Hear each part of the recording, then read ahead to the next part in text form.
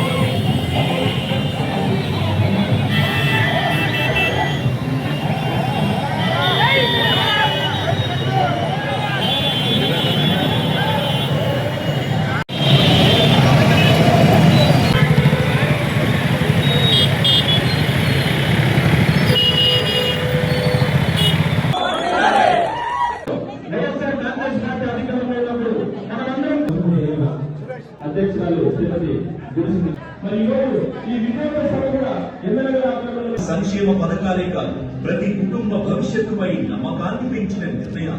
ఒకప్పుడు అవకాశాల కోసం యువత రాష్ట్రం దాటిపెట్టే ఈ రోజు అవకాశాలు ఆంధ్రప్రదేశ్ వైపు వస్తున్నాయి.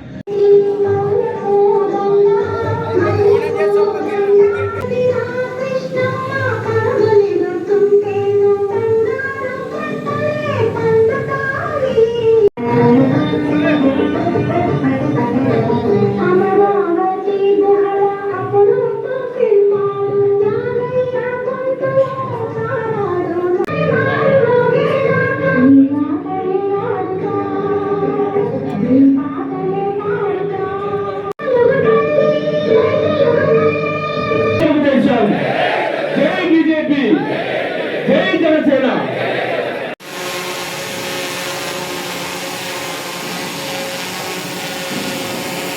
గౌరవనీయ చంద్రబాబు నాయుడు గారు మరి ఈ 2 సంవత్సరాల పరిపాలన పూర్తయిన సందర్భంగా కర్నూలులోన కనివేరి ఎరగని రీతిలోన ఎమ్మెల్యేల నుంచి జయలక్ష్మి రెడ్డి ఆధ్వర్యంలో వచ్చిన మీకందరికీ కూడా ధన్యవాదాలు తెలియజేస్తున్నాను. ఆ మీటింగ్ ని నా భూతో నా భవిష్యత్తు అని చెప్పి చాలా బాగా సక్సెస్ చేశారు. ప్రతి ఒక్కరికి Telugu Desam party, BJP party, Janasena party నాయకులకు అందరికీ కూడా పాదాభివందనాలు. భవిష్యత్తు నాయకులు శ్రీ నారా లోకేష్ అన్న ఆధ్వర్యంలో మన రాష్ట్రం ఏ విధంగా అభివృద్ధి చెందుతుందో అదే విధంగా ఎంపీలో గౌరవ అభివృద్ధి చెందుతుంది అని చెప్పి ఈ సందర్భంగా తెలియజేస్తున్నారు.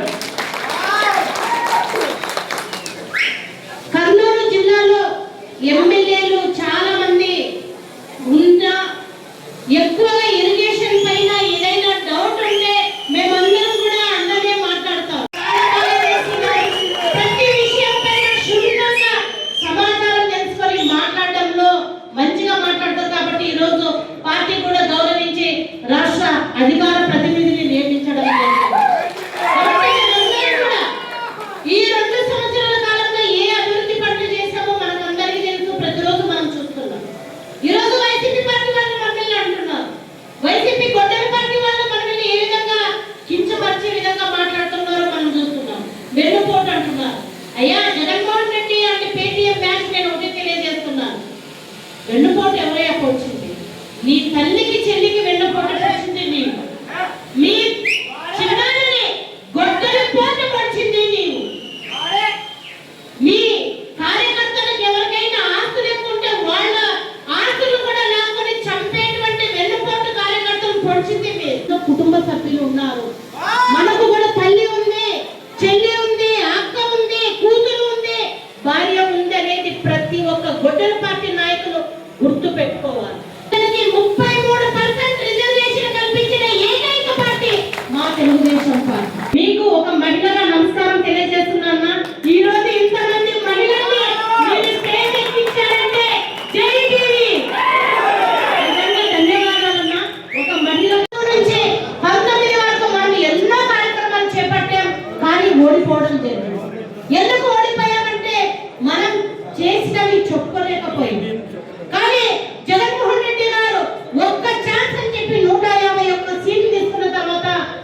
రాష్ట్రాన్ని ఎంత ఇబ్బంది ఉన్నా, రాష్ట్ర పరిస్థితి ఎంత ఉన్నా కూడా ఈ రోజు సంక్షేమం అభివృద్ధి రెండు కూడా బ్యాలెన్స్ గా జయనేశ్వరరెడ్డి ఆధ్వర్యంలోన ఇంటింటికి తెలుగుదేశం కార్యక్రమం స్టార్ట్ అవుతుంది.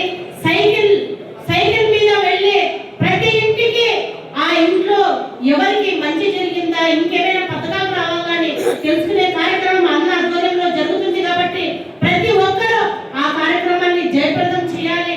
45 రోజుల కార్యక్రమం పకడ్బందీగా చేయాలి. చాలా ప్రతిష్టాత్మకంగా మనం తీసుకొని ఈ కార్యక్రమాన్ని విజయవంతం చేస్తారని ఆశిస్తూ శాల్వ పూలమాలతో సన్మానిస్తున్నారు. గట్టిగా చెప్పండి, గట్టిగా.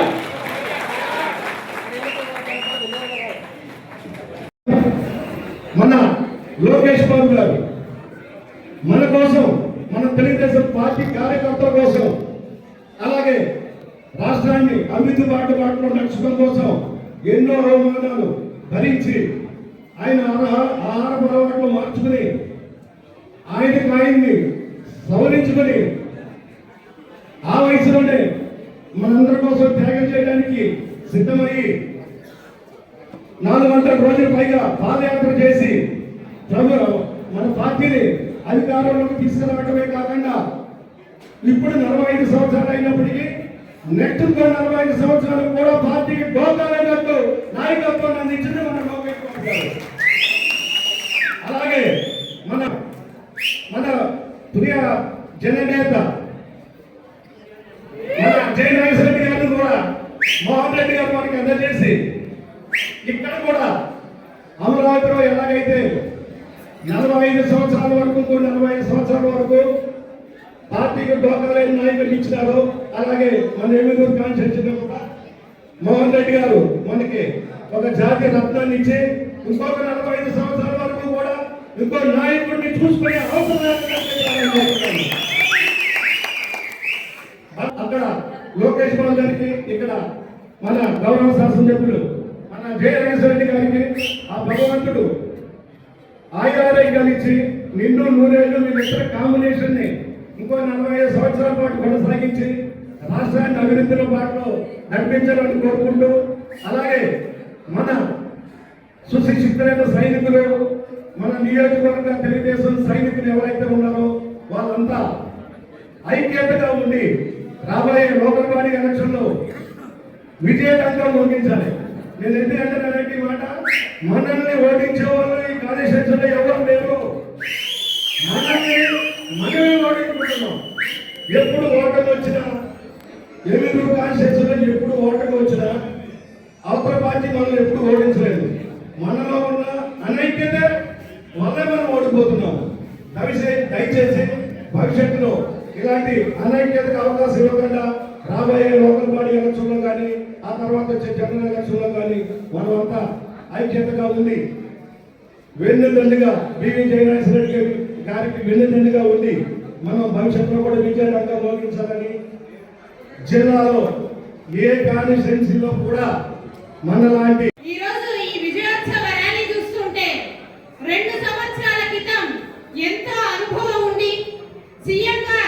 ఎన్నో రకరకాల కార్యక్రమాలు, ఎన్నో ముందు చూపు, ఆయన అంటేనే విజన్ అనేటువంటి ఉన్నటువంటి సీఎం గా చేసినటువంటి చంద్రబాబు నాయుడు గారిని జైల్లో పెట్టే మన జనసేన పార్టీ అధినేత మరియు మోడీ గారిని సహాయ సహకారాలతో కూటమి ఏర్పాటు చేసి మిమ్మల్ని అధపాతాళానికి తొక్కితే ఎలా ఉంటుందో ఎన్డీఏ ప్రభుత్వం చూపిస్తుందని ఆ విజయోత్సవం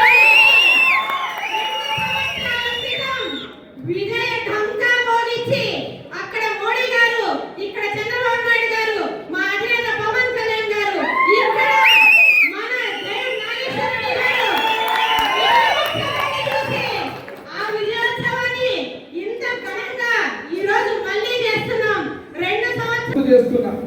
ఎమ్మెగనూరు గడ్డ గాని, ఇక్కడ ఉన్నటువంటి తెలుగుదేశం పార్టీ కార్యకర్తలు, నాయకులు గాని, ఈ రోజు మనతో పాటు ఉన్న కూటమి పార్టీ నాయకులు గాని అధికారంలో ఉన్న రోజునే, గొడ్డలి పార్టీ అధికారంలో ఉన్న రోజునే ఎలక్షన్లకు నామినేషన్లు కూడా వేయించకుండా అడ్డుపడినటువంటి సమయంలో మీసం మెనేసి 3 నామినేషన్లు 3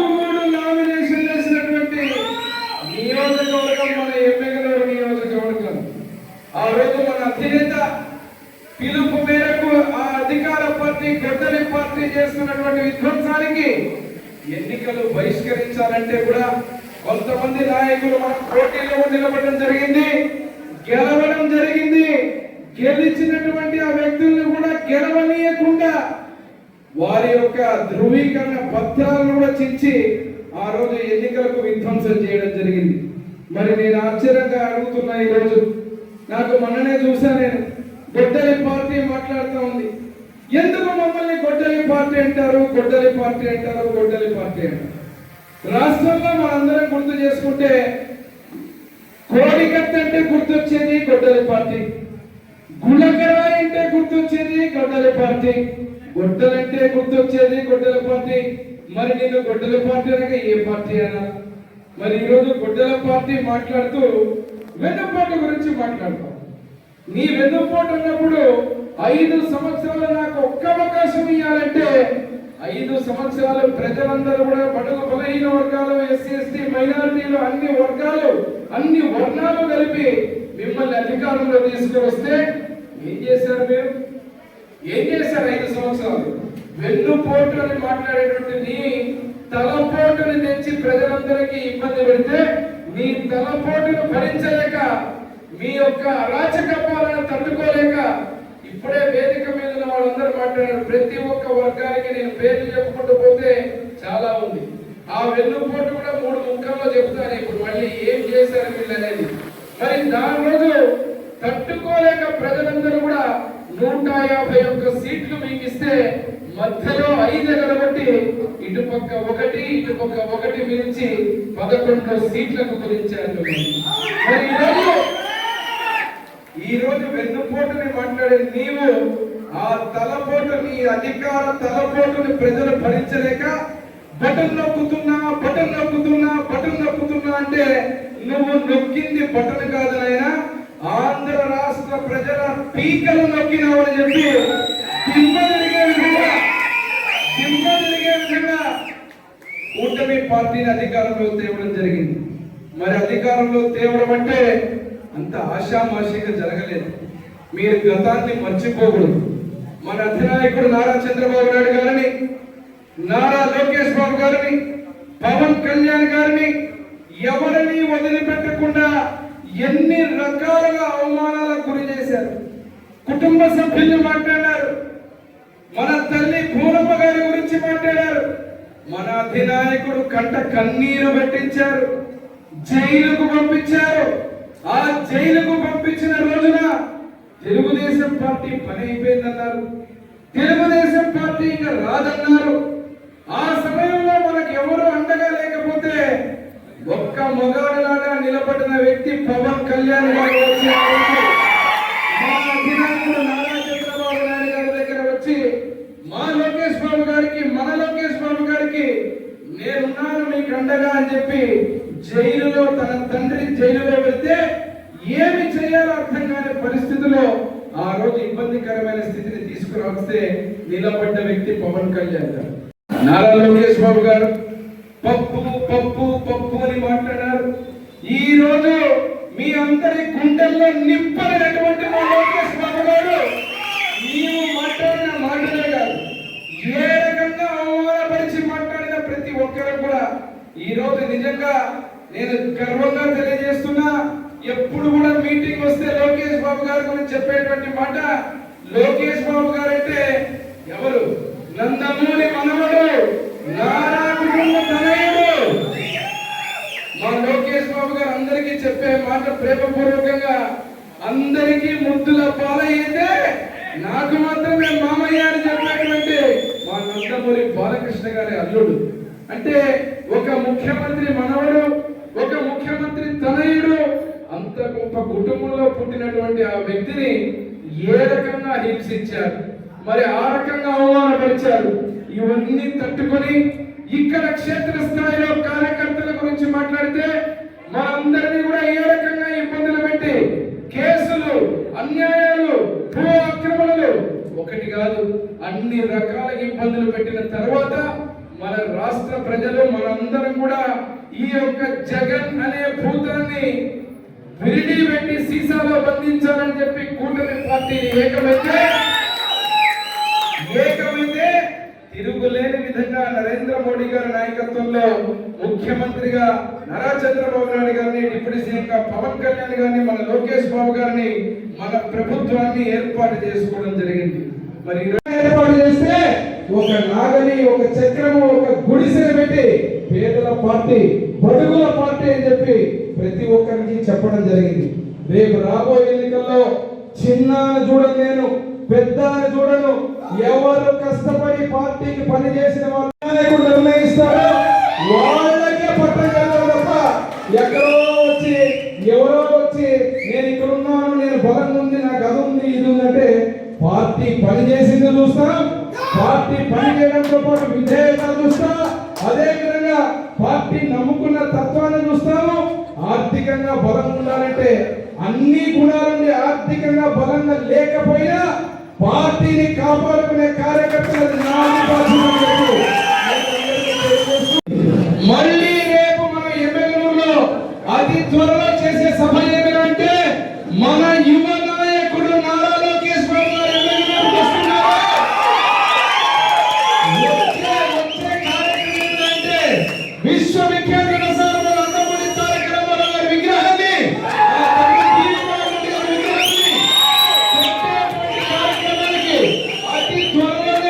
అతి త్వరలోనే మీకు డేట్ కూడా చెప్తాం. దానికి తగ్గ కార్యక్రమానికి మనందరం సిద్ధంగా ఉండి మళ్ళీ ఎమ్మెల్యేలు గడ్డ రాయలసీమలో కూటమి పార్టీ కానీ అదేవిధంగా నారా లోకేష్ బాబు గారు వస్తే, నందమూరి వారసుడు, నారా వారసుడు వస్తే ఎట్లున్నారా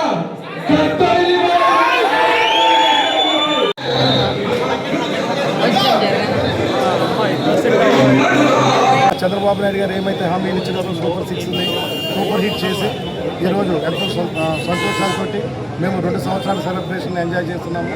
దీంట్లో భాగంగా నిన్న లేదు మొన్న కర్నూలులో చేసుకున్నాము. అలాగే వర్చువల్గా మేము అమరావతిలో కూడా చేసుకున్నాము. ఈరోజు మా ఎమ్మిగనూరు తెలుగుదేశం పార్టీ కుటుంబ సభ్యుల సమక్షంలో ఘనంగా ఈరోజు కూడా మేము ఈ విజయోత్సవాల వేడుకలు చేసుకున్నాము.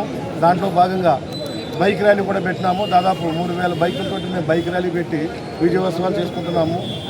తెలుగుదేశం ప్రభుత్వం అంటే అభివృద్ధికి మారుపేరు, ల్యాండ్ మార్క్.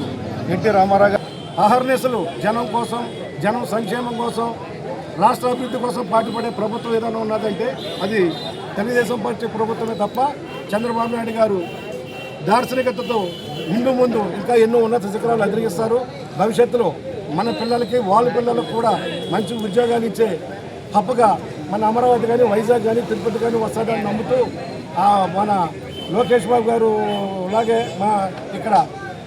ఇక్కడ మన కాన్స్టిట్యున్సీలో మన గౌరవ శాసనసభ్యులు జగన్నాథ్ రెడ్డి గారు కూడా చంద్రబాబు నాయుడు గారి ద్వారా మనకి లోకేష్ బాబు ఎలాగైతే వారసత్వం దొరికాడో ఇక్కడ బివి మోహన్ రెడ్డి గారి ద్వారా మనకు కూడా జగన్నాథ్ రెడ్డి గారి వారసత్వం మనకు లభించింది. ఈ లోకేష్ బాబు గారు అలాగే మన జగన్నాథ్ రెడ్డి గారి కాంబినేషన్లో ఇంకో 45 సంవత్సరాలు ముందుకి మన ఎమ్మెల్యేలు కాన్స్టిట్యూన్సీ తీసుకెళ్లాలని కోరుకుంటూ ఈరోజు ఈ విజయోత్సవానికి ఇచ్చేసిన మా తెలుగుదేశం కుటుంబ సభ్యులకి అలాగే సహకరించిన మా పత్రికా సోదరులందరికీ ధన్యవాదాలు తెలియజేస్తూ థ్యాంక్ యూ.